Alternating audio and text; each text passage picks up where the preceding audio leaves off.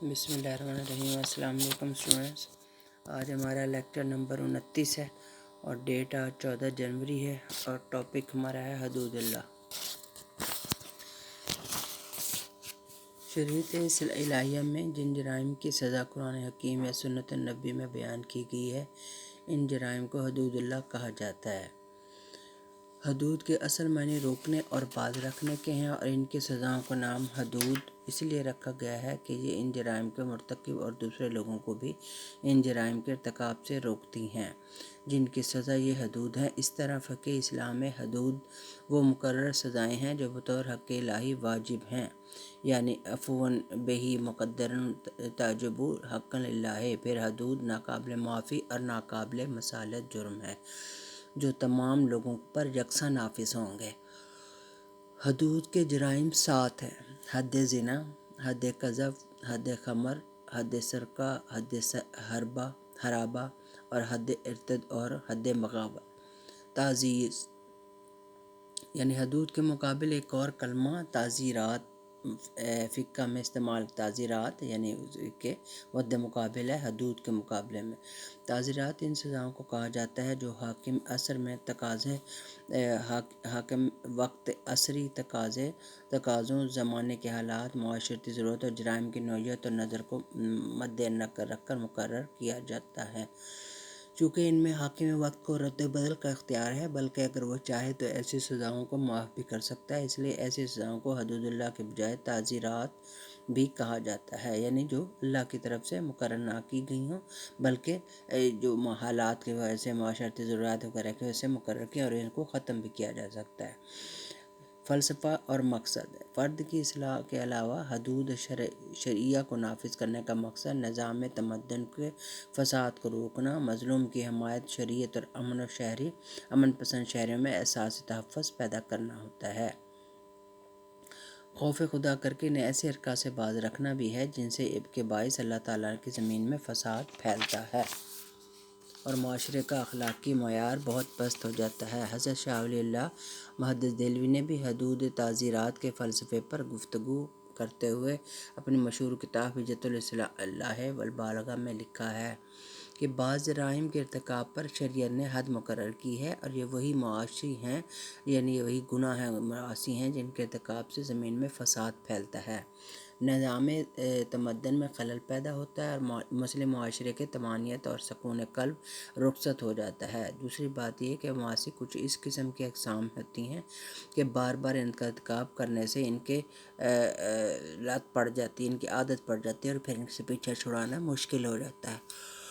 शरीयत ने जिस तरह किसी इंसान की जान माल के को काबिल एहतराम करार दिया है, इसी तरह इसकी इज़्ज़त भी शरीयत में काबिल एहतराम है। लिहाजा जिस तरह शरीयत ज़ना को गुनाह कबीरा करार देती है, इसी तरह इसके नज़दीक ज़ना की तहमत लगाना कबीरा गुनाह है। लिहाजा अब जो है सूरह नूर के लिहाज से अब हम ये पढ़ते हैं कि इसमें क्या क्या के हदूद हैं। नंबर 1 जो है अलिफ जो है वह हद ज़िना है, यानी हमारा टॉपिक जो है पहला जो है ऐसे इसी के ताज़ीरात के सिलसिले में हद ज़िना, यानी ज़िना की हद क्या है। ज़िना से मुराद ये है कि एक बालिग मर्द और बालिग औरत शरई निकाह और कानूनी ताल्लुक़ के बगैर एक दूसरे के साथ बाकायदा जिनसी ताल्लुक़ात कायम करें और इसमें फ़रीक़ैन की रज़ामंदी शामिल हो और दोनों आकिल और बालिग हों और इस जबर और इकराह का फरमा ना हो। शरीयत इस्लामी में ऐसे मर्द को ज़ानी और औरत को ज़ानिया कहा जाता है। बदतरीन जुर्म इस्लाम में ज़िना को गुनाह कबीरा और जुर्म अज़ीम करार दिया गया। चुनांचे सूरह फ़ुरक़ान में बताया गया है कि अल्लाह वला यज़नूना, यानी वो ज़िना नहीं करते, बयान की गई है। यानी सूरह इसराइल में फिर कहा गया है वला तक़रबुल ज़िना इन्नहु काना फ़ाहिशात वसाअ सबीला, और ज़िना के करीब भी ना फटको क्योंकि वो बड़ी बेहयाई की बात है और बहुत बुरी राह है। नबी करीम सल्लल्लाहु अलैहि वसल्लम ने बहुत सी हदीस की में से बुराई को और जुर्म की कबाहत मरवी है। चुनांचे हज़रत उमर से मरवी है कि ज़िना की संगदिली जना से तंगदस्ती फैलती है। حضرت ابو ہریرہ سے بھی مروی ہے کہ نبی کریم صلی اللہ علیہ وسلم فرمایا کہ جس وقت کوئی شخص زنا کرتا ہے اس کا ایمان اس کے قلب سے نکال کر سائبان کی طرح اوپر اٹھا لیا جاتا ہے اور توبہ واپس آتا ہے اور بعد توبہ واپس آتا ہے۔ اسلام نے زنا کی سزا بہت سخت رکھی ہے تاکہ بنی نوع انسان کو خاندان نظام کے پامالی اور عورت کی بے عزتی، نسب و ضیاع کے، مال کے اور جان کی ہلاکت اور بدامنی اور انتشار سے محفوظ رکھ سکے۔ اسی طرح جو ہے بتایا گیا ہے اس میں کہ اسلام خطا کار اور مجرم سے بھی ہمدردی برتتا ہے اور کسی بھی نظریے میں انسان کے لیے وہ امن اور سلامتی اور شفقت اور رحمت میسر آ ہی نہیں سکتی جو اسلام نے انسان کے لیے عطا کی ہے۔ پھر آگے کیا آپ نبی کریم صلی اللہ علیہ وسلم فرمایا لوگوں جو شخص ان بری باتوں میں سے کسی بری بات کو چھپا کر ارتکاب کرے اور اللہ اس پر پردہ ڈال دے تو وہ اللہ کے پردے میں سے ہے، اور جس نے ارتکاب گناہ کے بعد اپنے گناہ کو ظاہر کر دیا تو اس پر ہم اللہ کے مقرر کردہ حد جاری کر دیں گے۔ غرض جرم زنا انسانی معاشرے کا سب سے بدترین جرم ہے اور زنا انسان کی معاشرت، تہذیب اور اخلاق پر زیادتی ہے۔ اس کے خاندان، نظام زندگی اور خود انسانیت کے خلاف جرم ہے۔ اس فعل کا اخلاقاً برا ہونا یا مذہباً برا ہونا یا معاشرتی حیثیت سے برا ہونا اور خاندانی اعتبار سے معیوب ہونا ایک ایسی چیز ہے جس پر قدیم زمانے سے آج تک تمام انسانی معاشرے متفق ہیں۔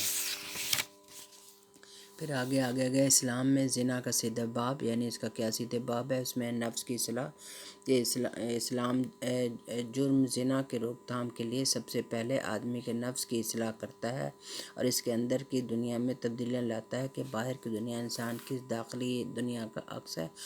اس کے دل میں خدائے جہاد اور قہار کا خوف پیدا کرتا ہے، اس کے نفس میں خوف آخرت ابھارتا ہے اور قانون الہی کے اطاعت کا جذبہ پروان چڑھاتا ہے۔ پھر آگے جیسے کہا گیا طاہرنی یا رسول اللہ یا رسول اللہ صلی اللہ علیہ وسلم مجھے اس گناہ سے پاک فرمائیے۔ پھر ہے کہ قانونی تدابیر، اس کے بعد اسلام افراد معاشرہ کے لیے نکاح کی ممکنہ سہولتیں فراہم کرتا ہے۔ غصبہ کا حکم ہے، غضٌ بصرٌ کا حکم دیتا ہے، یعنی تیری جہالت یعنی جعلی بناؤ سنگار اور جسم کی غیر اخلاقی نمائش سے منع کرتا ہے اور لوگوں میں سنجیدگی، وقار اور خشیت الہی پیدا کرتا ہے اور تمام عوامل کا سیدھے باب کر دیتا ہے جو زنا کی جانب لے جاتے ہیں۔ پھر ہے کہ اسلام میں حد زنا کا تدریجی حکم، پہلا حکم گھر میں قید، یعنی زنا کو ایک قابل سزا جرم قرار دیا گیا ہے، مگر اس وقت اس کی حیثیت ایک خاندانی جرم کی رکھی گئی ہے کہ اہل خاندان اور قبیلہ 4 گواہوں کی گواہی پر دونوں مرتکب زنا مرد اور عورت کو ماریں اور عورت کو گھر پر قید کر دیا جائے۔ اس حکم کے ساتھ وضاحت بھی کر دی گئی کہ حکم وقتی ہے اور دراصل قانون اس کے بعد عنقریب جاری ہونے والا ہے۔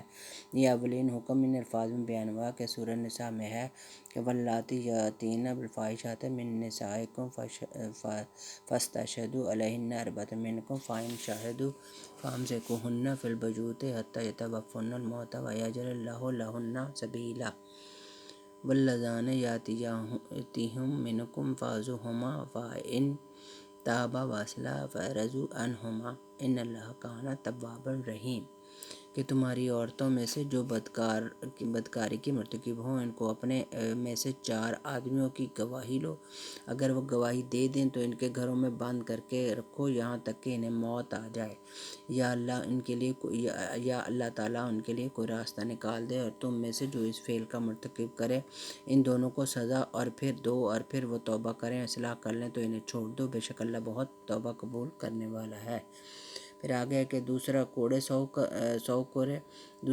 100 کوڑے، بعد حکم نازل ہوا کہ جو سورہ نور کی آیت میں ہے کہ الزانیات والزانی فاجلدوا کل واحد منہما 100 جلدۃ، کہ زناکار عورت اور زناکار مرد دونوں میں سے ہر ایک کو 100 کوڑے مارو۔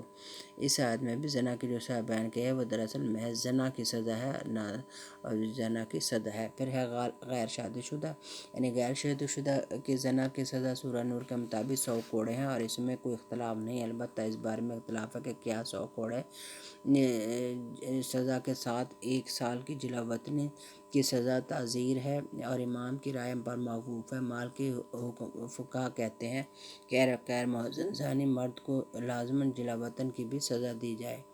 حنبلی اور شافعی فقہ کے نزدیک بھی لازماً جلا وطنی کی جائے۔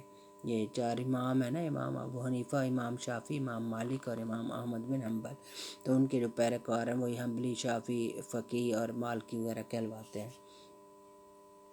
پھر ایک احسان کا مفہوم، احسان سے مراد اخلاق کلا بندی ہے، اخلاقی کلا بندی ہے۔ ان کی تکمیل عقل و بلوغ کے 3 حصاروں پر ہوتی ہے۔ اولین حصار یہ کہ آدمی خدا پر ایمان رکھتا ہے، آخرت کا جواب وہی کا قائل ہو، شریعت کا پابند ہو۔ دوسرا حصار یہ کہ وہ معاشرے کا آزاد فرد ہو۔ تیسرا حصار یہ کہ اس کا نکاح ہو چکا ہو اور اس تسکین نفس کا جائز ذریعہ حاصل ہو۔ یہ تینوں حصار جب پائے جاتے ہیں تو تب کلا بندی مکمل ہو جاتی ہے۔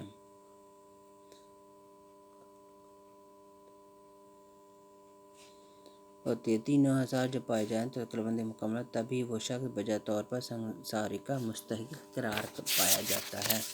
پھر آگے ہے کہ آخری حکم محسن کی سزا۔ اسلامی شریعت نے زنا کی 2 سزائیں بیان کی ہیں۔ غیر محسن غیر شادی شدہ زانی کی سزا 100 کوڑے، محسن یعنی شادی شدہ کی سزا رجم یعنی پھر ہے کہ 100 دروں کی سزا قرآن مجید میں سورہ نور میں بیان کی گئی ہے، اور رجم کی سزا قرآن و سنت اور اجماع سے ثابت ہے۔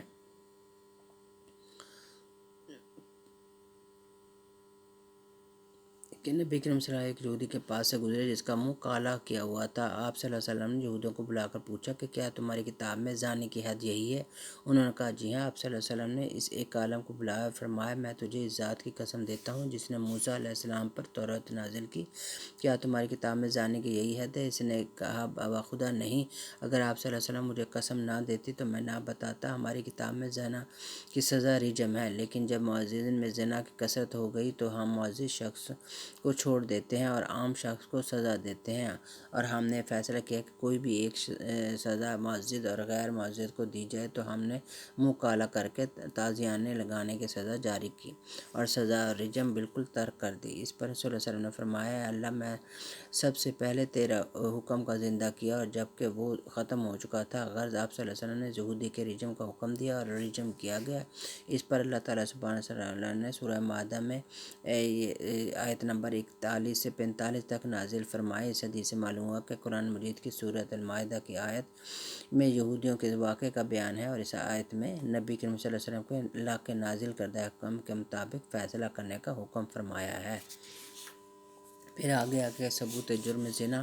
اسلام میں جرم زنا کی سزا سخت ہے، اس لیے شرائط ثبوت بھی رکھی گئی ہے، ثبوت پر شرط رکھی گئی ہے۔ چنانچہ جرم کی سزا کے ثبوت 3 طریقے سے شہادت یعنی اقرار اور حمل دیا جائے۔ شہادت، جہاں تک شہادت کا تعلق ہے اس میں حسب ذیل شرائط 1 قرآن مجید کی وضاحت کے مطابق 4 گواہ دیں، پھر گواہ ایسے ہونے چاہیے جو اسلامی قانون کی شہادت حضور سے قابل اعتماد ہوں کہ وہ پہلے کسی مقدمے میں جھوٹے میں ثابت نہ ہوں۔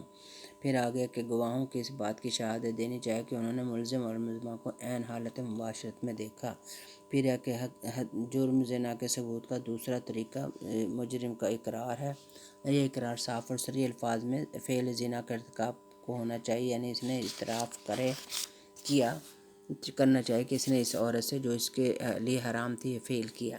پھر ہے کہ 4 بار اقرار کے حد زنا کے اس بات کے لیے ضروری ہے کہ مجرم 4 بار اقرار کرے کہ 4 بار اقرار کرنے کی شرائط احناف کے مسلک میں ہے، جبکہ امام شافعی کے نزدیک 4 بار اقرار کرنا شرط نہیں ہے۔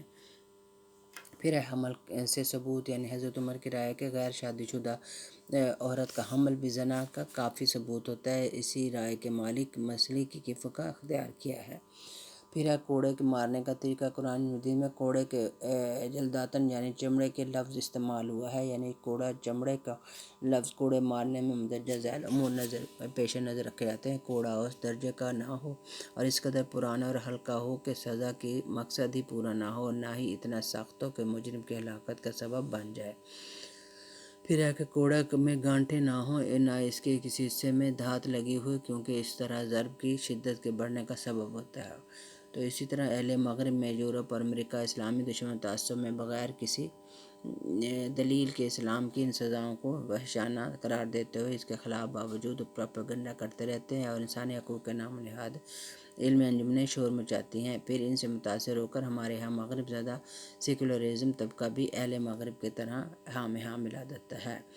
بہرحال اللہ کے شہروں کے اندر حدود اللہ میں کسی حد کا قائم کرنا 40 دن کی بارش سے بہتر ہے۔ گویا اسلامی سزاؤں کا نفاذ باران رحمت سے زیادہ نفع بخش ہے۔ صدق اللہ العظیم۔ جزاک